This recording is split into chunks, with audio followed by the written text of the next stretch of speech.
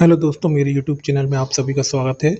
आज हम बात करते हैं नवपाषाण काल और ताम्रपाषाण काल के बारे में।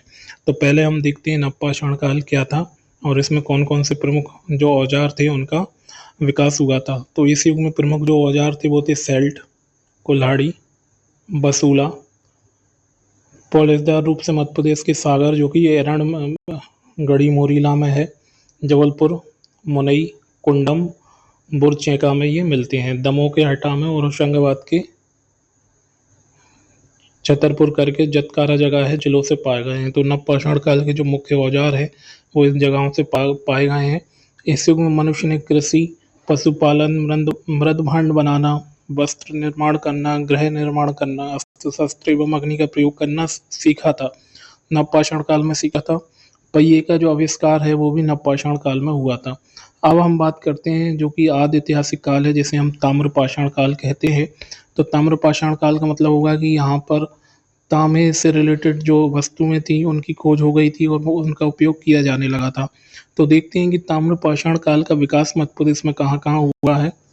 तो मध्य प्रदेश में हड़प्पा सभ्यता के अवशेष प्राप्त नहीं हुए हैं, परंतु हड़प्पा सभ्यता के ताम्रपाषाण युग के अवशेष मालवा क्षेत्र के नागदा, नाबदा टोली, कायथा, आवरा, एरण तथा बैसनगर आदि स्थानों से प्राप्त हुए हैं।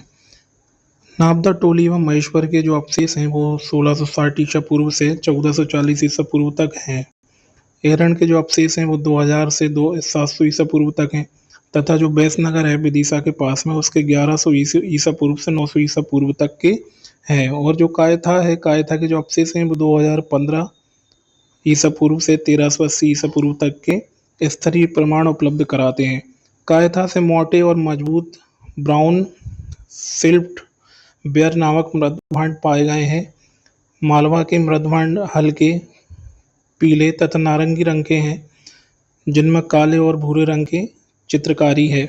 अध्ययन से ज्ञात होता है कि विश्व तथा देश के अन्य क्षेत्रों के समान मध्य प्रदेश के कई भागों में, खासकर नर्मदा, चंबल, बेतवा नदियों के किनारे ताम्रपाषाण सभ्यता का विकास हुआ था।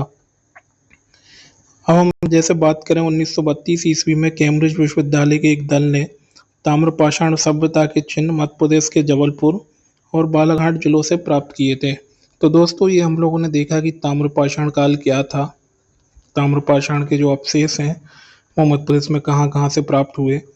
मालवा क्षेत्र से हुए, नागदा से हुए, नाबदा टोली से हुए, कायथा, आवरा, एरन तथा वैसनगर आदि जगहों से प्राप्त हुए। और तांबे का उपयोग किया जाने लगा था, इसलिए इसको हम ताम्रपाषाण काल कहते हैं।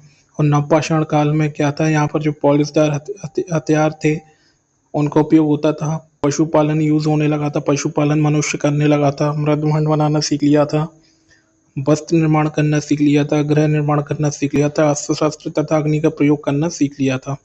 तो दोस्तों, हमने अभी बात की नवपाषाण काल और ताम्रपाषाण काल के बारे में। वीडियो को लाइक करना ना भूलें, चैनल को सब्सक्राइब करना ना भूलें।